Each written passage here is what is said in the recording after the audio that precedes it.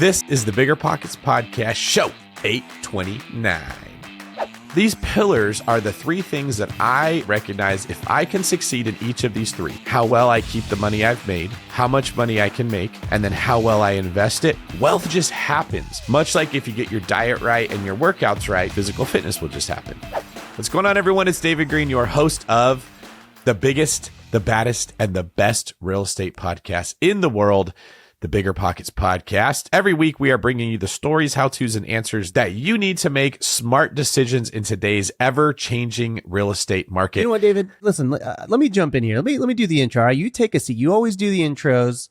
I just want to pop in here and say, listen, I'm really excited about today's episode because I'm getting to dive into your mind. Okay, so we're taking the interviewing pressures off of you, turning them back to me. And I'm excited specifically because if you are at home listening to this and you're struggling and you're spinning your wheels and you're not getting anywhere, you are going to get a ton of value from today's episode. Okay. One thing that I will let you do, David, before we get to the episode is today's quick tip. What you got, pal? Thank you for that. Thank you for that, Rob. If people have ever struggled with shame for feeling like they're not making the progress that they want in real estate and their wealth building journey, this show is going to hit you right in the feels. This is going to be aloe vera for your shame burn. But before we get into it, today's quick tip is simple.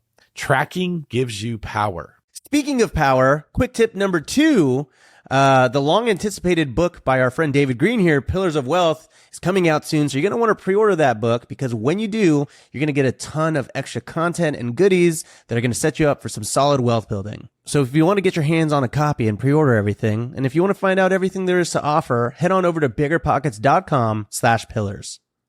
I'm not used to this. This is such an honor to be interviewing my No, you're just stalling because you're nervous to have to be the guy that reads to start. No, I'm excited. Okay. I'm excited. David Greene, welcome to the show. Thank you. Thank you. It's an honor to be here. Long-time listener, not quite first-time caller, but I'm a big BiggerPockets fan. I'm glad to be on. Well, listen, this is a full circle moment for you because I've learned so much about real estate from you, and it's really cool to be interviewing you right now.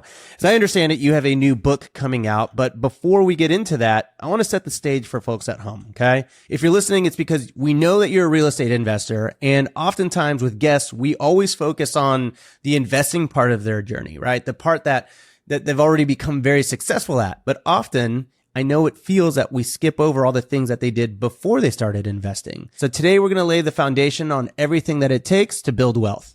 Yeah, back in the day with baby Dave, when I still had hair, I weighed about 150 pounds.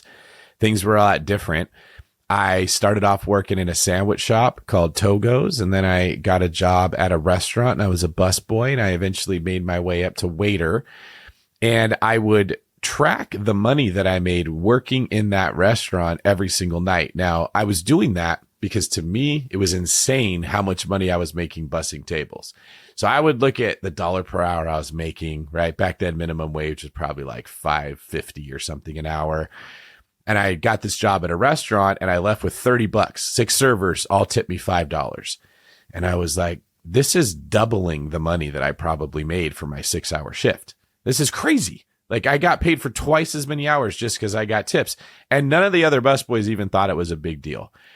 And something clicked. I immediately started thinking, like, how do I get more of these? Well, I'd have to be a waiter. How do I get promoted to waiter? And I went to my boss and I asked some questions about what I would need to do to be promoted. And that was sort of the beginning of as I started to figure out you are in control of your destiny when it comes to work. But I also realized that the other people I worked with were spending the money just as fast as they made it. It's easy come, easy go. Anyone that worked in restaurants, they understand how that is. So I would come home every day and I would write on a little piece of paper, $35, $40, $20 to track how much money that I made. Wow. Okay. And so from the get-go, were you just stashing that away? Did you splurge ever? Did you ever treat yourself? Or was it sort of one of those instantaneous things where you realized you were the one that was writing your paycheck? And so, like, did that just motivate you even more? Well, I was working a lot. And I say working, let's be honest here. Working in a restaurant's not like climbing down into a coal mine, okay? Unless the restaurant is in the coal mine. Yeah, I suppose that's possible. And that's a very niche group of people, but they might be listening. But I would say I was sacrificing my time to be there. Okay. It's not climbing into a sulfurous mountain and carrying around rocks, like some of the people in China have to do. But it's definitely somewhere you don't want to be. You'd rather be somewhere else. And I looked at it like, if I have to give up my time to be in this place to make money, does it make any sense to go spend that $35 that I just made on a dinner that I've lost, right? You're sacrificing 6 hours of your life for a dinner that lasted for 45 minutes or maybe an hour, and you have nothing to show for it. As soon as the toilet is flushed, it's gone. And my brain saw a connection between, if I'm making a sacrifice, I want to make it worth it. Saving became the vehicle to do that. That's got to be so hard in that industry because it is such a social industry where waiters went out pretty much after every shift, maybe for a drink or two, whatever. Did you not really have a social life at the restaurant where you pretty much turned off from the social component of kind of waiting? No, I think my friends became the people I worked with. There's a group of us that were all kind of young guys, and we had gone to different high schools in the same city. We're all the same age. So I would go to work. You'd work a 6, 7, maybe 8-hour shift at a restaurant. I'd get off. I'd go to the gym. I'd work out. I had my gym buddies. I had guys I played ball with. You have ways that you can have a social life that don't have to involve going to a bar, going to a lounge, going to a club. Well, awesome, man. Well, I am super excited. I can't wait to talk more about this book. The title of your book is Pillars of Wealth: How to Make, Save, and Invest Your Money to Achieve Financial Freedom. You're probably like, I know, I wrote it. But for those at home, if you're listening, by the end of this episode, you will learn 3 very important things. You're going to learn what to track to put yourself on track for financial freedom. You're going to learn how to know when you're ready for the next level of wealth building and what most people get wrong about investing. All right. So first off, this book is called Pillars. What are pillars? Great question. So I've really simplified the process of building wealth and achieving financial freedom. What we talk about on this show is the third pillar. That's going to be investing. The pillars are defense, offense, and investing. Everyone that's been listening to you and I teach on the BiggerPockets podcast, we've focused on this third pillar. How do I buy assets that will appreciate, that will make me money, cash flow, equity, tax savings, all of these different things we talk about. Sure. But what doesn't get discussed is the other two that really need to be brought into place for the third one to be possible. And that's the ability to save the money that you make and the art, the skill of making money. I think a lot of people look at those who make money and say, oh, they were born into a rich family or they got a better degree than I got. It's just not in the cards for me. They don't realize that just like physical fitness, there is a science that can be applied that will lead to you earning more money. So basically, if I'm hearing you correctly, it's like we tell people how to go and invest, but in order to invest, conceptually speaking, you do need money to do so. Yeah, and we always leave this part out. Or we tell them a way around the 2 pillars. So, well, you can invest with other people's money, and we call it OPM, and then we make it a course that we teach people how to use OPM. Or we tell them, hey, here's no and low money down strategies. And we sort of create this entire world where it looks like this is just as viable as making and saving money and investing it. And they are possible. They are much more difficult to do. You and I have seen the people that have scaled portfolios, that have built big portfolios. The majority of them did it by earning money, saving money, and investing that money, at least until they got some momentum and they got good at real estate investing. And then they sort of got good with their mouthpiece. They could talk to people. They built a network. They built resources. They find these opportunities that don't require their own money, but they don't start off like that hardly ever. Sure. Yeah. The old fashioned way, they earn money, they save it, they invest it, right? So getting into this a little bit more, tell us why pillars are so important. Yeah, if you don't have a blueprint of knowing what to do, you're not going to get a good result. And I'll add on that and say most people get their content about how to build wealth or invest in real estate. That kind of becomes synonymous for most people from online content. It's free. So you're never going to get the full picture when you're listening to a YouTube video, a TikTok video, an Instagram reel. You're going to get something that makes you watch it. The people creating the content are trying to get eyeballs. They're trying to get subscribers. They're trying to get clicks. They're not trying to teach you how to build wealth in a way that is sustainable. And that, frankly, it's not their job to.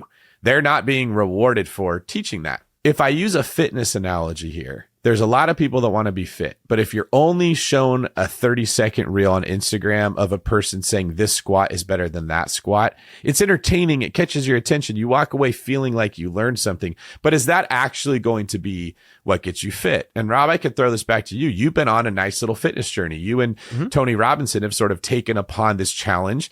And what I've noticed is that you eat very specific foods at specific times. You do very specific workouts, and then you have to wake up early early in the morning to make this happen. Would you agree with this? Yeah. Yeah. Right? Unfortunately, I do. So what you're eating is something that you have to get right if you want to be fit. You could do really good workouts and you might get stronger, but you're not going to look healthy. You're still going to be carrying around a lot of extra weight. Or you could get your diet right, but if you're not actually exercising in the gym and building muscle and burning calories, you're going to be healthier, but not your healthiest. You're not going to be physically wealthy or physically fit. So these pillars are the three things that I recognize if I can succeed in each of these three, how well I keep the money I've made, how much money I can make, and then how well I invest it. Wealth just happens. Much like if you get your diet right and your workouts right, physical fitness will just happen. Yeah. And I know one of the things that you really get into in the book is tracking, right? The idea of tracking, it's not just doing these things, but there is an actual component to having it on paper and having a system to actually measure success, results, routines, and everything like that. So getting into that topic a little bit, before you track anything, you've obviously got to figure out where you're starting from. How can someone be honest with themselves about their starting point? Well, before you figure out how to become wealthy, you have to know what you're measuring when you measure wealth. And in this book, I detail three main things that I think we can simplify wealth into. The first is your net worth. This is how much all of your assets are worth minus your liabilities. It's one way to track wealth. The next is cash flow. This is how much money you make every month compared to how much money you spend. And then the third is your quality of life. Because you can have a business that you hate that takes up all your time and you work 18-hour days, you have a good net worth and you have cash flow, but you never get to enjoy it, or you earn it in a way that you hate. You and I are lucky that we get to earn our living doing something we love. We love real estate. We love educating people. We love trying to figure out this puzzle of real estate. If I had to be making my living in something that I hated, I wouldn't consider that to be wealthy. That wouldn't be a very good quality of life, right? Like you're making money, but you hate it. Exactly. Okay, so what I want to do is I want to run through what people should be tracking during each phase / pillar so that people can start doing this themselves today. Let's get started with the first one. You talk about defense in savings. What were you tracking during your defense stage? So I have this philosophy that every dollar you make is yours to keep. And there's a world of people that are trying to take it from you. This is just the way that I looked at the world. I recognized when I started trying to save money, how hard it was. I started to see commercials on TV that would make me want something that I didn't want before I saw the commercial. I would have friends that would say, hey, we're going to go somewhere. And I'd feel that urge where I want to go too. But I would think, well, if I go on this trip, not only am I spending the money for the hotel, the plane, the food's going to be more expensive when we're there, but I also don't make money for 4 or 5 days while we're on this trip. That makes what they were thinking is, hey, it's going to be $800 to take this trip. But if we made $100 a night and you miss 5 nights, it would actually be $1,300 to take that trip. Yeah. And if you compound that if you invested $1,300 over 30 years, 40 years, that's an insane amount of money that you're actually giving up, especially when you're young. So as I became disciplined in where my money was going, I recognized how many things were trying to take it from me. And The Richest Man in Babylon, great book. I reference it a lot in Pillars, sort of details this same thing, that if you are not disciplined with having a plan for where your money's going to go, you will spend it on other things. Most people that I come across, they don't start saving money until they have a goal. It's not until someone wants to buy a house. They're like, oh my gosh, it takes money to buy a house. I now have to start saving, but they don't know where to start. They don't have a blueprint like this of knowing what to do. So what I would do is I would come home every night from the restaurant, like I mentioned, write down on a piece of paper how much money I made, and then I made it a game. I have to save a minimum of $500 a week, which means if I want to go buy something, I can't if I'm not going to put that money in the bank. And then that moves into the second pillar where I would have to pick up more shifts or work a better job or work more hours or whatever it was to make up the difference. But it was creating a challenge for myself that I have to save a certain amount of money that caused me to start tracking every dollar and really put these good defensive principles in place in my life. Now, obviously, people have to do this in a way that, I mean, there has to be different ways to do this, right? Because the idea of writing it on a piece of paper seems a bit, can be a bit archaic. Are you an advocate of people sort of tracking however they see fit? Are you very rigid on someone's tracking process? What are your thoughts there? I'm not rigid on what you spend your money on. I'm rigid on the fact that you spent it on something you planned to spend it on. I don't like people making emotional decisions to spend money on a whim. So in Spartan League, we have our members actually come up with a budget. This is how much I will allocate towards these different things in life. There's a spreadsheet, and then they fill it out. Now, if you want to go spend your money eating out or getting extra guac on your Chipotle, like someone that I know might want to do, there's nothing wrong with that. If you have made the conscious choice that I will spend this much money on food, I will spend this much money on entertainment, whatever it is. And then we use apps like Mint or Rocket Money to measure where the money's going to make sure that it actually lines up with what we decided we were going to do on the spreadsheet. And this is important because if you're not tracking something, you won't be successful with it. That's one of the things when you started on your fitness journey, Rob, I know you started tracking how much you're eating, what you're eating, when you're eating, and what your workouts are. Very rarely is somebody really fit if they aren't tracking what they do, at least until they can establish these habits that start with tracking, and then tracking becomes less important. Very true. Like when I see a buff dude walking around, I just want to be like, hey, how many grams of protein do you eat every day? Because I know that guy's tracking it, and I'm just curious. That's exactly right. Yeah, you can. I think it's like you want to when you see other people are tracking, it kind of keeps you accountable a little bit. If you like know other people are tracking too. My wife and I, we very much track effectively every single meal, and I measure my sleep and a lot of different things. But it's a good routine. It's building that muscle, right? And so, however anyone is tracking at home for you, David, it's an envelope with your tips. And it was a notepad, but for other people at home, it might be something very simple like the Mint mobile app. There are so many budgeting apps out there. Is there anything that comes to mind from your coworkers at the restaurant in your early days that you saw them spending money on that you were like, man, this is crazy. I can't believe someone would ever spend money on this? That's really funny. I was probably 19 years old. We were closing down the kitchen. I got promoted to waiter before they did, even though I started working after them and this will move into the second pillar of ways you can get promotions and raises. But I was asking my boss every day, hey, what do I need to do to be a waiter? And they were just showing up every day, waiting for the promotion that they thought they were entitled to. So there was a little bit of like jealousy, I would say, amongst that group of people that had worked there before me. A lot of them trained me in how to be a busboy. So they were kind of giving me a hard time about how I would stay late and work all the time, or I never wanted to go out and spend money like they did. And as they were kind of razzing me a little bit, I remember saying, hey, how much do you guys spend every day between the going out to eat, the alcohol you drink every night, and the weed you're smoking? And one of them kind of was like, well, I spend about this much on weed a week. I spend this much on alcohol because I go out this many times, and food, we had to kind of figure it out together. It came out to be what I just thought was a wild number of how much money they were spending on just those things, not their car payment, not their rent, not their big bills.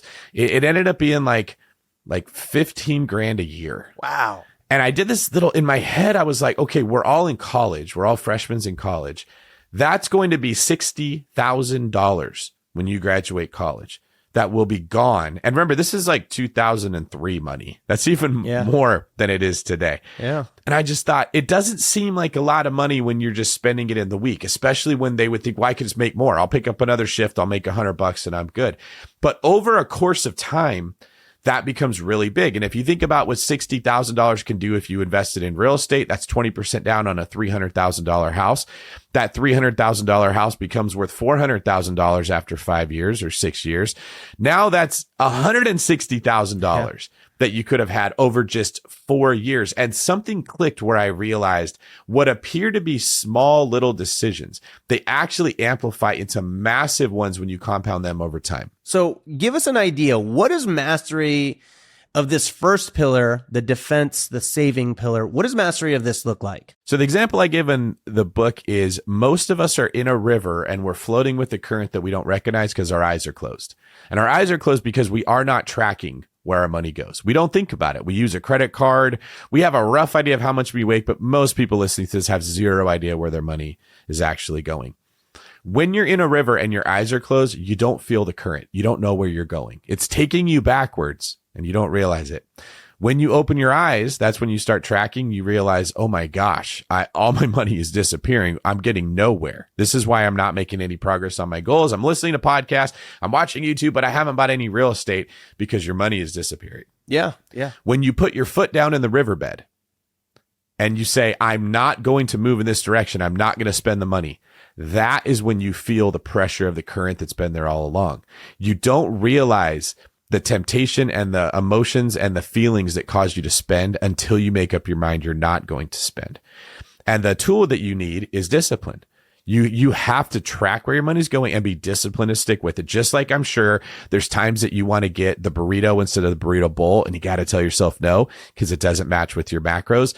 The same happens when spending. So mastery with defense is a combination of knowing where your money is going, where you made a conscious choice that you were good spending money with it, and then having the discipline to stick with it until it becomes a habit. Awesome. Okay. That is a great, that is a very great encapsulation of what mastery for that pillar means. Let's get into the second pillar here, which is the offense earning side of it. What are you tracking here? Yeah, this is all about how much money you can make and can you make more this month than you did last month. So when I started in my journey, I was a waiter and I would realize, hey, there's things I can do that will make me more money because I was tracking how much I actually made. I was looking at it every night. I made this much money. Patterns started to emerge.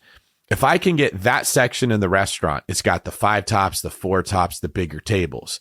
If I get this one, there's only 2 people that sit down. Well, you notice when only 2 people come, they don't need an appetizer. They're not going to order a full bottle of wine. The bills would be way smaller. The minute I got to 4 people sitting down, well, now they can split a couple appetizers and they'll order a bottle of wine or 2, right? The whole dynamic changes when you get a group of people. They'll spend way more money. So the question became, how do I get to that position? And I would just ask my boss, I want that section. What do I need to do to get there? Well, you got to put your time in. You got to help. Okay, how can I speed that up?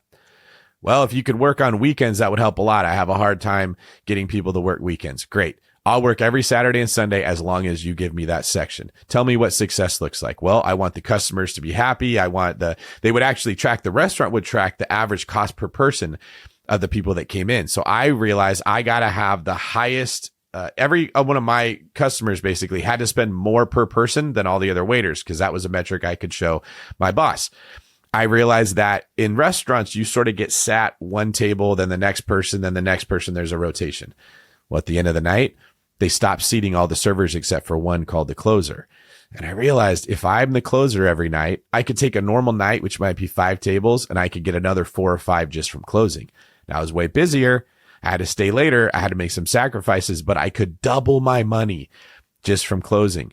Now, if I'm doubling my number of tables and I'm getting the better section and I'm working more nights in the week while other people are taking them off, my income could more than double from the other waiters at the exact same job at what's not considered to be a wealth building opportunity, waiting tables while you're in college.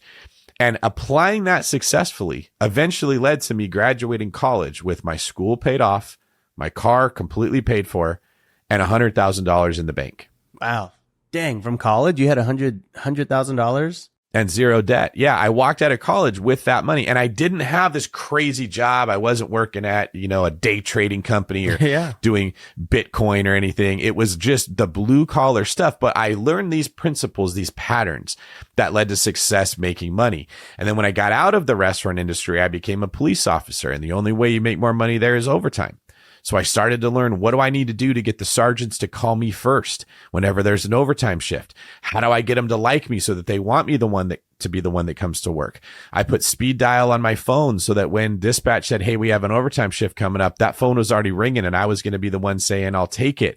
You started to realize there were patterns that you could do to earn more money. That was the only way to earn more money when I was a police officer. Then when I became a real estate agent, it was the same thing. How do you get more listings? How do you get higher priced homes? It wasn't just how many homes can you sell? Which ones do you want to sell? Who are the buyers that are going to actually close on the deal? And who are the ones that are going to talk to you all day long and get a free education and not close? There were patterns that I picked up in each of these industries.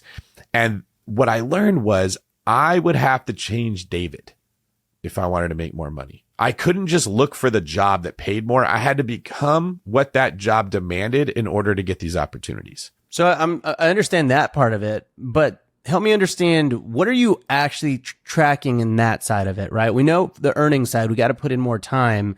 What are those tangible items that you were actually tracking? Because in the first pillar, you were actually writing down pen to paper. These were my tips. I'm tracking those. I'm actually looking at how much money I'm making. Mm-hmm. We move into earning. How are you tracking the actual earning side of it? When I was a cop, I would have a key performance indicator. My KPI was hours worked. So I would say, all right, I have to work a minimum of this many hours. And if I do that, this is how much money I can make above what my normal paycheck would be. And I could literally double or even almost triple it by just working a lot of overtime, because overtime gets paid at time and a half or sometimes more than that in addition to your regular shift. So at one of the jobs I had, we would get paid double time if we work like 7 days a week. So my Saturday and Sunday were normally days off. If I worked a 20-hour shift on each of those days, that was like getting paid 40 hours a day, which was 80 hours over a weekend. That's a full 2 weeks pay. Man, that's wild. That I could make in one weekend, right? I would track that. So, and then the game becomes, how do you find a way to safely do that? What do you have to give up in order to do it? How do you have to combine your shifts together? It was kind of a logistical headache. So you don't want to do it forever. But for me, that was a sprint, and I had the goal of investing that money in the third pillar. So that's what I was tracking. When I became a real estate agent, I was tracking how many houses I close and my total sales volume, as well as making sure your expenses stay low. It's very easy when money starts rolling in business to just start throwing it out the door. This is what I see when I get, like, I partner with someone who's younger than me, or someone becomes successful because we start a business together or an enterprise and money starts rolling in. They spend it just as fast as they make it. That's why I advise you need that defensive pillar to be locked down before you start making the money.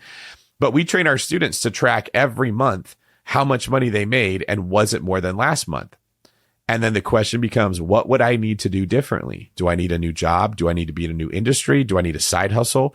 Is there overtime opportunities? Should I start a business while I'm working my job and start building up the success of that business so that the income of the business grows every month as well? Right. So you're tracking things like hours. Your KPI is the shifts that you work, or the shifts that you work for the police force outside of your full-time job. And then obviously we've got the effort, like how much effort you're putting in relative to the quality of life that you're getting. So DG, how do you actually keep tabs on those things, and how often? Is it something that you were going in, looking at your, whatever tracking system you had every single hour, every single day? Give us a snapshot of what that would entail for you. So when I was a cop, I would look at my paycheck and it would show how many hours I worked, how many normal hours of straight time, and then how many hours of overtime. And I could see time and a half versus double time and how it worked out.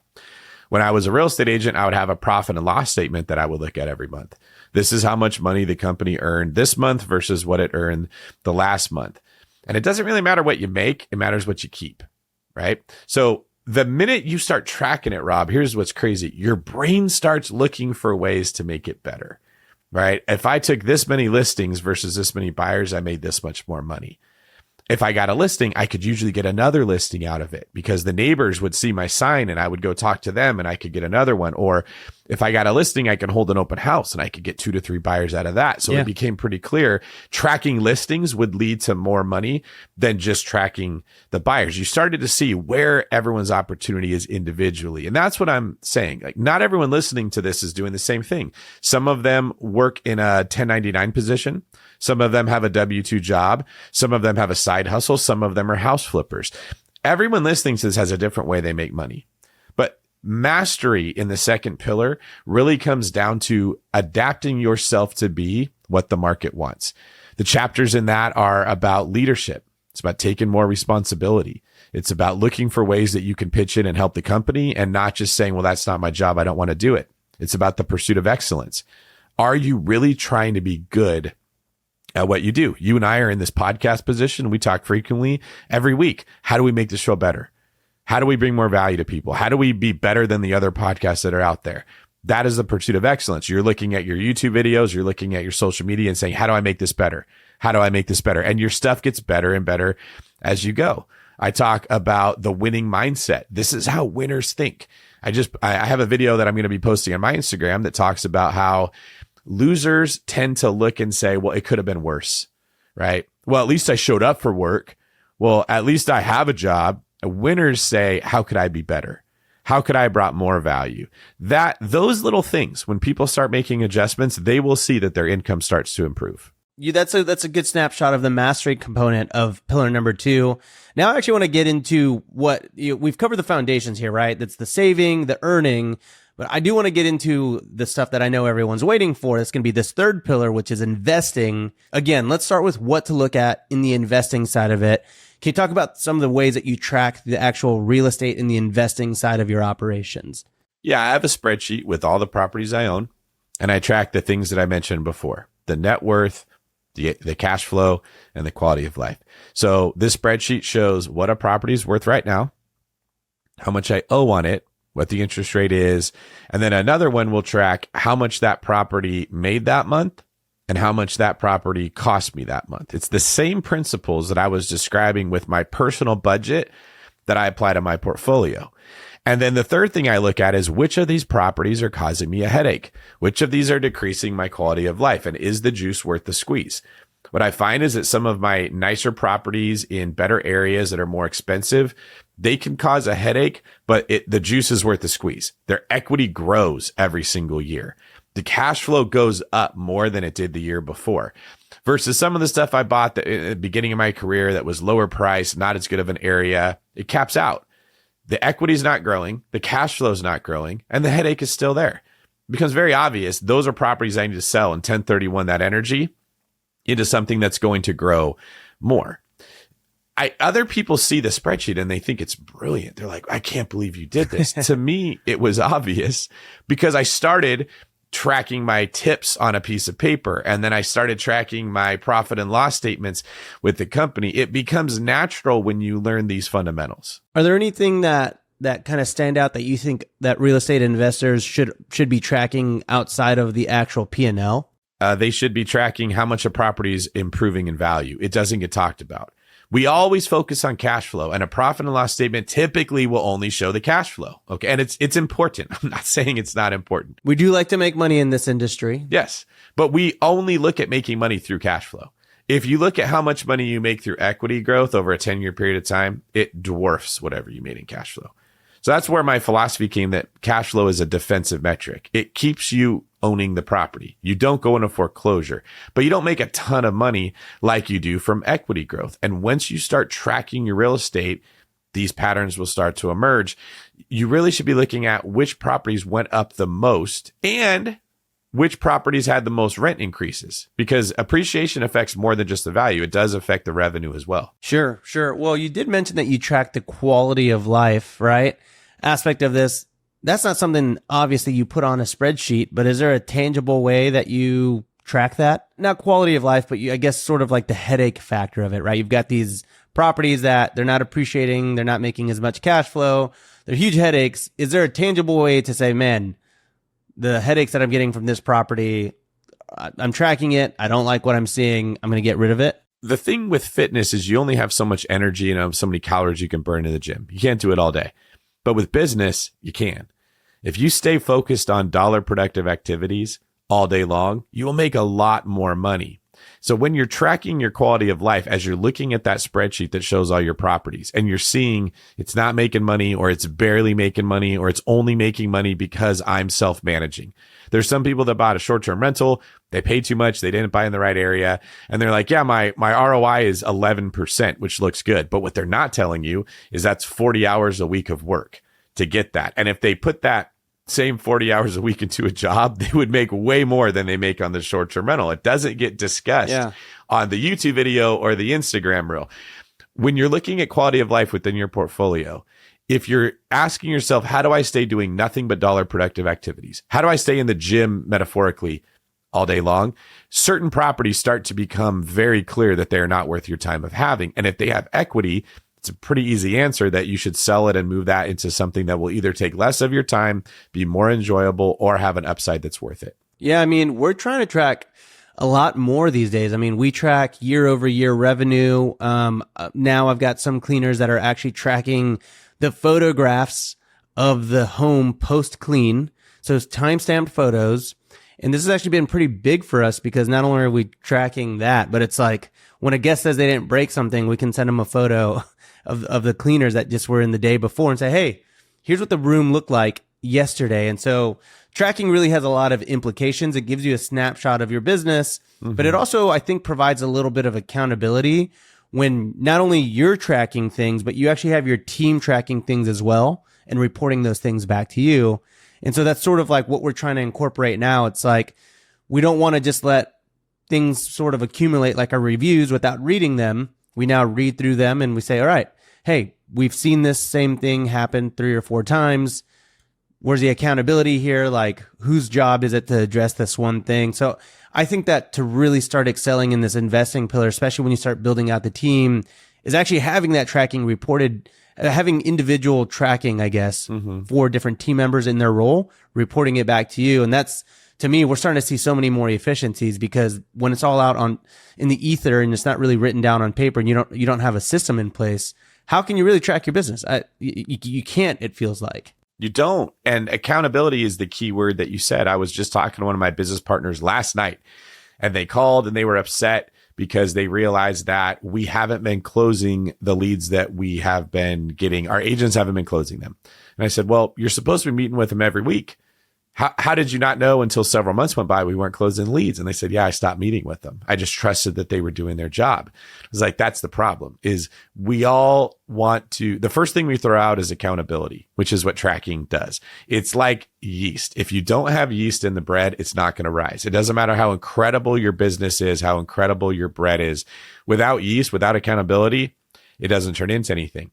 And this shouldn't surprise us, because the principle applies to everything in life. You can really only grow as fast as you can provide people in your business to hold others accountability. That is another success principle that you're describing here. And imagine, Rob, how many people are listening to this that are reading the books, they are making their calls, they are going to the meetups, they are following the podcast, they're doing everything they're supposed to do, but they're not tracking any of the metrics that you and I look at. They're just spinning their wheels. They're going to spend 10 years consuming content and not making any progress because they don't know what they're supposed to be focusing on developing mastery. Yeah. I mean, it happens all the time. I honestly, most of the stuff that I start tracking comes as a result of hearing what other people that are more successful than me are tracking. And they say, oh yeah, I track this and this and this. I'm like, you do?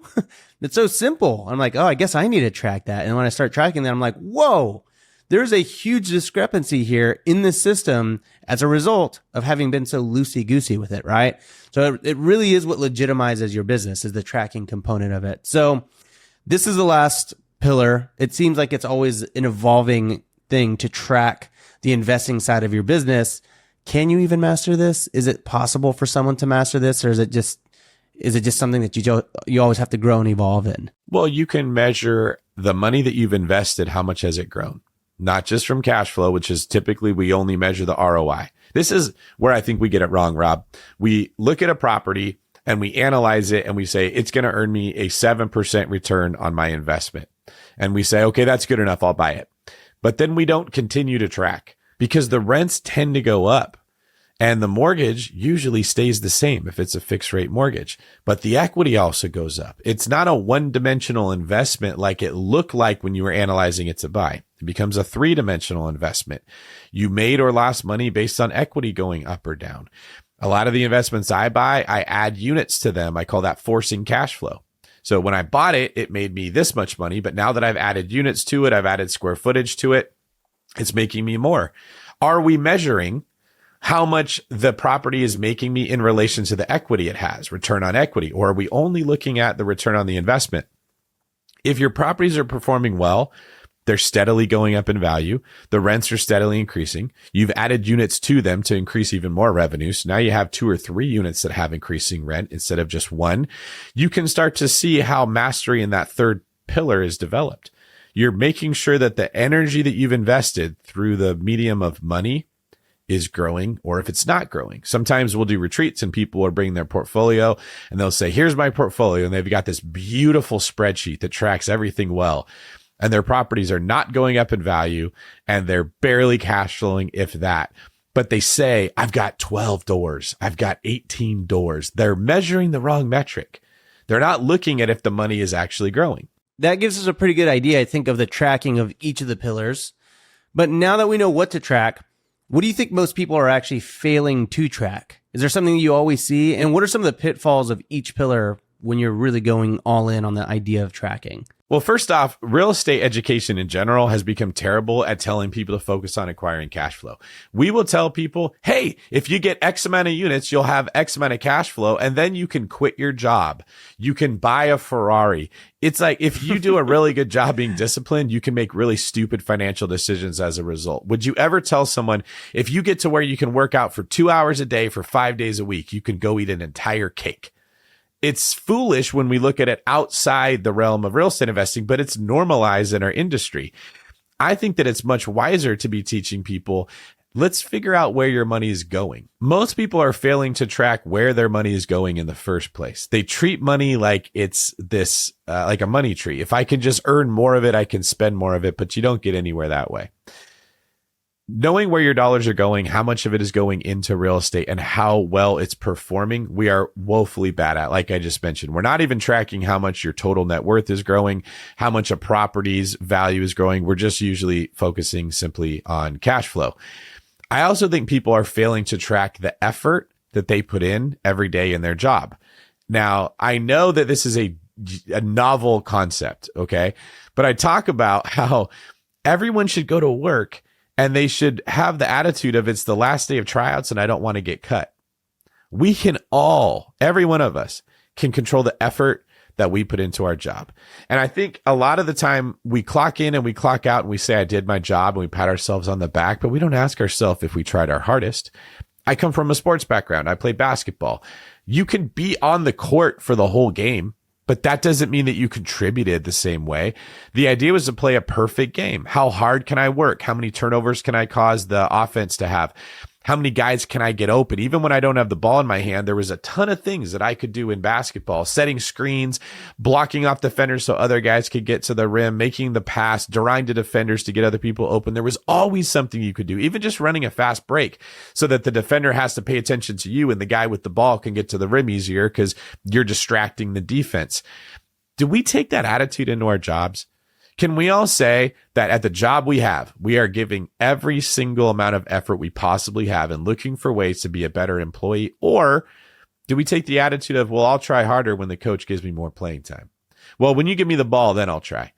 I think that's a disease that a lot of people have fallen into, and it's this wealth entitlement idea that I'm supposed to be wealthy, and if it's not coming to me, I'm not going to try hard. We hear a lot about this idea of imposter syndrome. Okay. I think that what that really is your subconscious telling you, if you got that promotion that you say you want, if you got that business opportunity that you say you've been waiting for, you know you would fail because you're not even crushing it with what you're doing. We all want to be jacked. Okay. But Rob, if I went and put 500 pounds on the bench press bar and said, here you go, this is what jacked people do, would that benefit you right now? No, it would crush my sternum. That's exactly right. It'd break your rib cage. It would be the worst thing ever if we gave a business to someone and said, hey, you now own 40 short-term rentals. You are going to flip 100 houses a year. It would crush them. They would lose all their money. They don't have the skills required to do it. You only get to bench press 500 pounds by adding weight on and pushing yourself at every single workout. This is common sense at everything in life except for our industry. That's interesting. So let me ask you this. As you level up, how do you make sure that you're maintaining strength in the previous pillars? Well, for one, you have habits that develop after tracking. So let's say that you stay on your diet for 4 years. At a certain point, you don't need to track your macros because that's all you eat. Yeah. It's not a lot of effort to meal prep once you've done it for years like it was in the beginning. You find efficiencies. You have the same food delivered. You know what you're going to eat. Your body starts telling you it's time to eat right now. And if you eat at the wrong time, it feels wrong. That's not the case when you're starting. That's when tracking is so popular. I don't have to track every single dollar I'm making now because I have these habits in place where it feels wrong to spend money on dumb things. My habits are guiding me through this. The same with offense. I look to make more money, but when I get a new opportunity, it's not this really anxiety riddled, how am I going to succeed here? I've done it so many times. It's a predictable pattern. I know if I want to be better at jujitsu, if I want to lose weight, if I want to start another company, I've done it lots of times. I know how to do it again. So it's almost like it becomes muscle memory at a certain point where you do work so hard to establish these habits and to track and everything. And then occasionally you might deviate a little bit. And when you deviate, it does feel wrong. So honestly, it's like more, it feels like it's muscle memory. Is that how you would sort of liken this idea of like, is that sort of how you would describe this? Yeah, that's a wonderful way of putting it. That's a pattern of how life works out. The first time you work out, you're super sore.